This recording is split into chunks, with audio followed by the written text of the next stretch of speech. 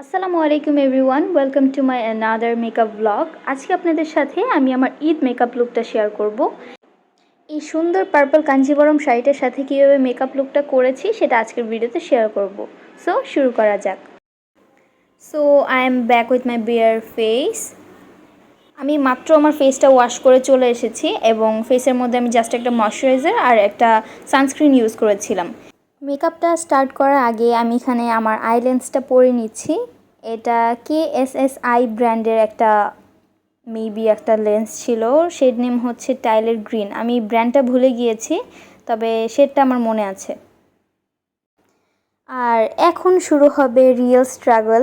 আমি লেন্স পরতে গেলে একটু নার্ভাস হয়ে যাই, কারণ আমি 2019 সালে ফার্স্ট লেন্স পরেছিলাম। তখন মেবি আমি ক্লাস 8-এ পড়ি। এরপর আমার বেশ কবছর গ্যাপ হয়ে গিয়েছিল লেন্স পরার ক্ষেত্রে, তো এখন পড়তে গেলে মাঝে মধ্যে একটু অসুবিধা হয় এবং মনে হয় যে চোখের মধ্যে আবার আটকে গেল কিনা। বাট লেন্সটা পরার পর আসলে অনেক বেশি সুন্দর লাগছিল, সেটা আপনারা দেখলেই বুঝতে পারবেন ভিডিওর শেষে যে শাড়িটার সাথে এই লেন্সটা খুব সুন্দর স্যুট করেছে। ভিডিওর মধ্যে আমি অনেক বেশি পক করতেছিলাম, সো প্লিজ ইগনোর দ্যাট। যাই হোক, এখন আমি আমার বেস মেকআপটা স্টার্ট করব।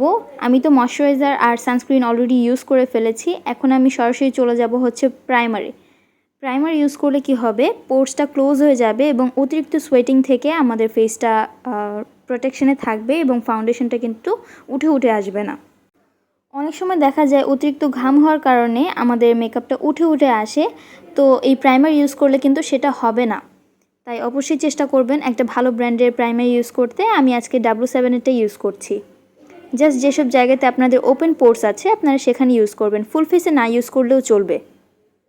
যাদের ফেসটা অয়েলি তারা একটা ম্যাটিফাইং প্রাইমার ইউজ করবেন, আর যাদের ফেসটা হচ্ছে ড্রাই তারা একটা ডিউই ফিনিশ বা ডিউই একটা হাইড্রেশন দেয় ফেসের মধ্যে, সেই রকম টাইপের একটা প্রাইমার ইউজ করে নেবেন। অ্যাজ ইউ ক্যান সি W7-এর প্রাইমারটা ঠিক কতটা স্টিকি। এই স্টিকিনেসের কারণে কিন্তু ফেসের মধ্যে ফাউন্ডেশনটা খুব ভালো মতো সেট হবে। আর আমার ফেসটা যেহেতু নর্মাল স্কিন, তাই আমি এখানে একটা স্টিকি প্রাইমারটাই চুজ করেছি, যেহেতু সারাদিনের একটা ব্যাপার। যদিও আমি বাসায় ছিলাম, তারপরও আমি এখানে একটা ভালো প্রাইমার ইউজ করে নিয়েছি। আর আপনারা দেখতেই পাচ্ছেন আমার চোখের নিচে ডার্ক সার্কেলের একটু প্রবলেম আছে। আমি কয়েকদিন যাবৎ বেশ কদিন যাবতই আমি রাত জেগেছি এবং ডার্ক সার্কেল হয়ে গেছে। সো সেটাকে হাইড করার জন্য আমি এখানে কালার কারেকশন করে নিচ্ছি অরেঞ্জ কালার কারেক্টর দিয়ে। আপনাদের যদি রেডিশ কোনো স্পট থাকে ফেসে, সেক্ষেত্রে আপনারা গ্রিন কারেক্টরটা ইউজ করবেন। ডার্ক কোনো স্পট হাইড করতে গেলে আপনাদের অরেঞ্জ কারেক্টরটা ইউজ করতে হবে।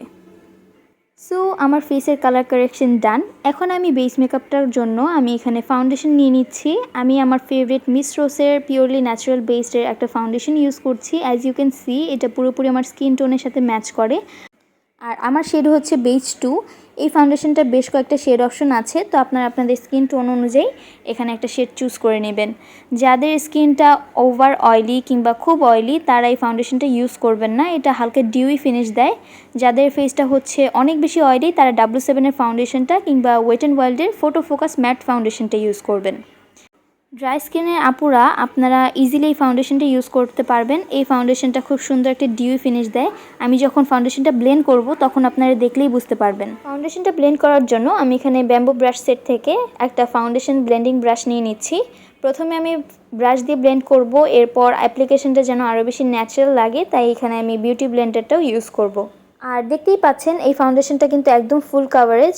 আমি বলবো না আমি খুব অল্প প্রোডাক্ট নিয়েছি, আমি মোটামুটি ভালোই প্রোডাক্ট নিয়েছি। তবে আপনারা যদি মিডিয়াম কাভারেজের একটা ফাউন্ডেশন খুঁজে থাকেন সেক্ষেত্রে আপনার এই ফাউন্ডেশনটাই অল্প একটু ব্যবহার করবেন, তাহলেই চলবে। আর ডার্ক সার্কেলটা হাইড করার জন্য আমি কোনো প্রকারের কনসিলার ইউজ করিনি, জাস্ট এই ফাউন্ডেশনটা দিয়েই ফুল ফেসে অ্যাপ্লাই করে নিয়েছি এবং দেখতেই পাচ্ছেন ডার্ক সার্কেলও কিন্তু সম্পূর্ণ হাইড হয়ে গেছে। এখন আমি বেনিফিটের বেনি টিন্ট 42 নাম্বার শেডের লিকুইড ব্লাশটা দিয়ে আমি আমার ফেসের মধ্যে ব্লাশটা অ্যাপ্লাই করে নিচ্ছি। এটা মূলত একটা লিপ টিন্ট, তবে এই লিপ টিন্টটা দিয়ে খুব সুন্দর করে আপনারা অ্যাজ এ ব্লাশ ইউজ করতে পারবেন এবং ফিনিশিংটাও খুব সুন্দর হয়। এখন আমি জাস্ট আমার ফেসটা সেট করে নেব একটা বানানা লুজ পাউডার দিয়ে। আমার স্কিন টোন যেহেতু ইয়েলো, তাই আমি এখানে একটা ইয়েলো বানানা পাউডার দিয়ে ফেসটা সেট করে নিচ্ছি। আপনাদের স্কিন টোন যদি পিঙ্কিশ হয় সেক্ষেত্রে আপনারা পিঙ্কিশ টোনের একটা লুজ পাউডার দিয়ে ফেসটা সেট করে নেবেন। আমার আম্মুর স্কিন টোন হচ্ছে পিঙ্কিশ, সো আম্মু কিন্তু ইয়েলো পাউডারটা ইউজ করতে পারে না, আম্মুর জন্য আলাদা একটা পিঙ্ক লুজ পাউডার ইউজ করতে হয়। সো যাই হোক, আমি আমার ফেসটা খুব ভালো মতো সেট করে নিয়েছি। এখন চোখের নিচে আমি একটু বেশি করে লুজ পাউডার দিয়ে দিব, কারণ আমি যেহেতু এখন আই মেকআপ করব, তাই আইশ্যাডো যদি ফল আউট হয় সেক্ষেত্রে যেন আমি খুব ভালো মতো সেটা ঝেড়ে ফেলতে পারি, তাই একটু বেশি করে পাউডার দিয়ে নিচ্ছি। আর আজকের ফুল আই মেকআপটা করার জন্য আমি এখানে বিউটি গ্লেসের কালার বোর্ড প্যালেট ইউজ করছি। এখানে 4টা ডিফারেন্ট শেডের প্যালেট আছে। এই প্যালেটের মধ্যে একই সাথে নুডিশ প্লাস ভাইব্রেন্ট সব টাইপের আইশ্যাডোই আছে। তো এরকম একটা প্যালেট যদি আপনারা কিনে নেন, সেক্ষেত্রে আপনারা ডিফারেন্ট আই লুক করতে পারবেন এই একটা প্যালেট দিয়ে। তো প্রথমেই আমি এখানে একটা ব্রাউন আইশ্যাডো পিক করছি। এটা দিয়ে জাস্ট আমি আমার আইলিডের উপরে হালকা করে অ্যাপ্লাই করব। খুব বেশি প্রোডাক্ট আমি আজকে ইউজ করব না, কারণ আমি চাচ্ছিলাম একটা অমব্রে টাইপের এফেক্ট হোক, মানে লাইট কালার থেকে ডিপ কালারের দিকে যাচ্ছে এরকম একটা আই লুক ক্রিয়েট করতে। আর আমি আমার শাড়ির সাথে ম্যাচ করেই একটা আই লুক করবো। স্ক্রিনে মার্ক করে দেওয়া 2টা আইশ্যাডো আমি একসাথে মিক্স করে আমি আমার আইলিডে ইউজ করছি। দেখতেই পাচ্ছেন কি পরিমাণ পিগমেন্টেড। আর এই আইশ্যাডো থেকে একটুও ফল আউট হচ্ছিল না।